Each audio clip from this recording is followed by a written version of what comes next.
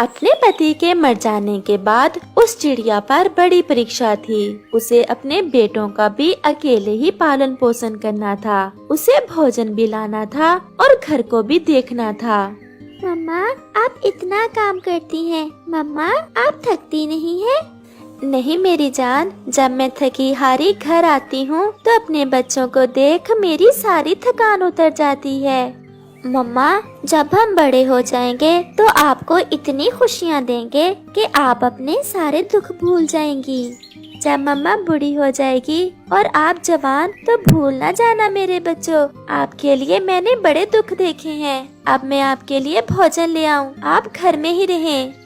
मम्मा चिड़िया हर रोज की तरह अपने बच्चों के लिए भोजन लेने चली जाती है। वो मम्मा चिड़िया अच्छे से अच्छा भोजन लाती, ना धूप देखती ना छाँव, और अपनी सेहत की परवाह किए बिना अपने बच्चों के लिए सब काम करती। ऐसे ही समय गुजरता गया और वो दोनों बच्चे बड़े हो जाते हैं और जवान हो जाते हैं। मम्मा, अब इस जंगल में करने के लिए कोई अच्छा कारोबार नहीं है। मम्मा, मैंने सोचा है कि मैं विदेश चला जाऊं और वहां जाकर ढेर सारे रुपए कमाऊं। एक माँ अपने बेटे को अपने से दूर कब करना चाहती है, परंतु अगर आपकी यही इच्छा है तो जाओ मेरे बेटे, मैं आपको नहीं रोकूंगी।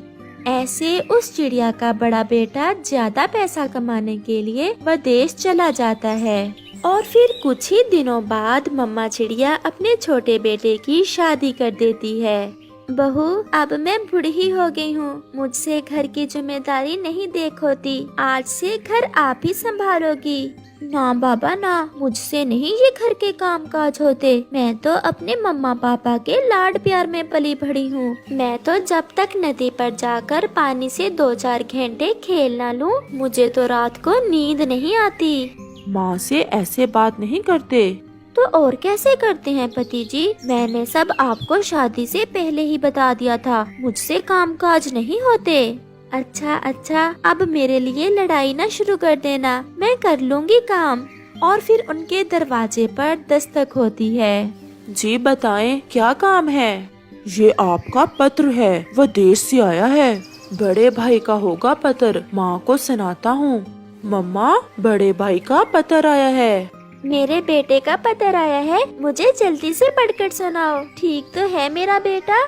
मम्मा और छोटे, मैं बहुत शर्मिंदा हूँ, परंतु मेरी मजबूरी थी। मुझे इस जंगल में रहने के लिए शादी करना पड़ी और मैं आपको बता भी न सका। माँ जी, समय ही न मिला, मैं बहुत मजबूर था, मुझे ये सब करना पड़ा। और छोटे, माँ का ख्याल रखना। मैंने जो पैसे भेजे थे पहुँच गए थे ना, मैं हर महीने माँ का खर्चा भेज दिया करूँगा और मैं अभी वापस नहीं लौट सकता। माँ, मेरा इंतजार करना, मैं जैसे ही मुमकिन हुआ लौट आऊंगा।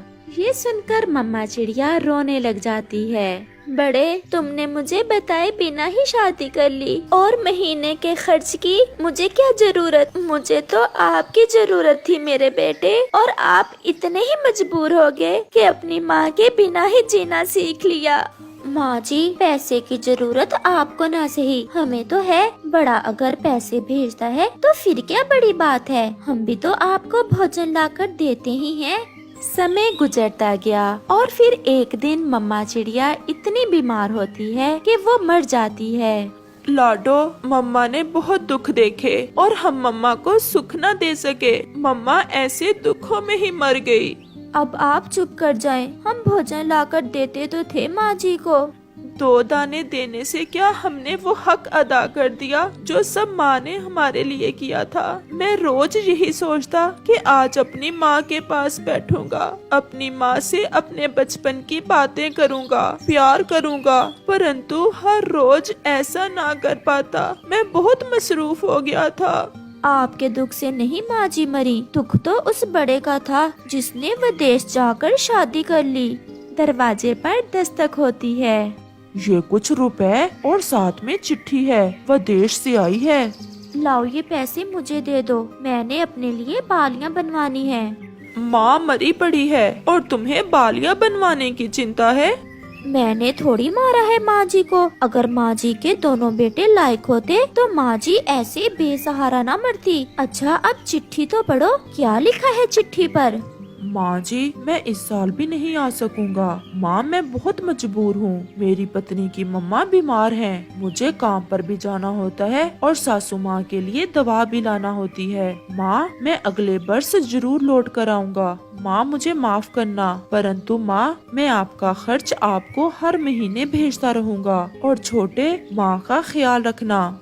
लाडो, मैं बड़े को पत्र लिखकर बता देता हूँ कि माँ जी तो मर गई हैं। ना ना, ऐसा ना करना। अगर तुम ऐसा करोगे तो बड़ा तो माँ का खर्च भेजना बंद कर देगा। और फिर छोटा भाई अपनी पत्नी की बात मान लेता है और बड़े भाई को माँ के मरने का नहीं बताता। ऐसे ही समय गुजरता गया। हर महीने डाकिया आता और बड़े के भेजे हुए पैसे और साथ में एक चिट्ठी दे जाता। छोटा चिट्ठी पढ़ता और पैसे वो दोनों पति पत्नी खर्च कर लेते। अगर बड़े को पता चल गया कि माँ जी तो साल पहले ही मर गई थी, तो वो क्या सोचेगा?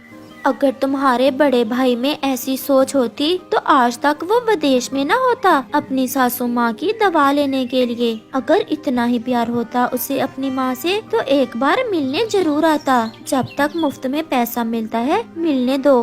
बड़ा तो काम में ऐसा मसरूफ हुआ था कि कुछ ज्यादा ही। वो विदेश में ही अपना घर भी बना लेता है और खूब पैसा कमाता है। एक दिन उसके अपने जंगल का तोता एक जगह मिल जाता है। मिठू, तुम यहाँ कैसे आए तुम? मुझे अभी यहाँ आए कुछ ही दिन हुए हैं। मैं भी यहाँ काम करने ही आया हूँ। माँ कैसी है मेरी, और छोटा ठीक है? ये सुनकर तोता खामोश रहता है। मिठू यार, कुछ बोलो भी। माँ कैसी है? मैं हर महीने पैसे भेजता हूँ माँ को। तुम्हारी माँ को तो मरे 1 साल बीत गया और छोटे की पत्नी ने बड़ा जुल्म किया तुम्हारी माँ पर। सारा काम तुम्हारी बूढ़ी माँ से ही करवाती थी। क्या मिठू, ये तुम क्या कह रहे हो? तो फिर छोटा मुझसे पैसे क्यों लेता रहा? क्योंकि वो भी माँ से बढ़कर पैसे से प्यार करता था। जैसे तुम्हें इतना दुख माँ के मरने का नहीं हुआ जितना दुख पैसों का हुआ है। ऐसा कहते हुए मिट्ठू वहाँ से चला जाता है। बिल्लो जी, मुझे कुछ दिनों के लिए जंगल वापस जाना होगा। क्यों, क्या हुआ? सब ठीक तो है? माँ मर गई हैं और छोटा 1 साल से मुझसे माँ के खर्च के लिए पैसे लेता रहा है। मुझे छोटे से हिसाब करना है जाकर। तो फिर देर काहे की? तुम आज की ही फ्लाइट से जाओ। और हाँ, जिस दिन से माँ जी मरी हैं, उस दिन से लेकर अब तक के सारे पैसे वापस लेना जो माँ जी के नाम पर लेते रहे हैं वो। फिर बड़ा अपने देश वापस लौटता है। बड़े, माँ जी मर गई, माँ जी मर गई, हमें छोड़कर चली गई। मुझे पता चल गया है, इसीलिए आया हूँ। और तुमने मुझे इसलिए नहीं बताया कि माँ जी के नाम पर मुझसे पैसे ले लेकर खाते रहो। मैं भी तुमसे हिसाब करने आया हूँ। अच्छा, मैं तो समझा माँ जी का सुनकर आए।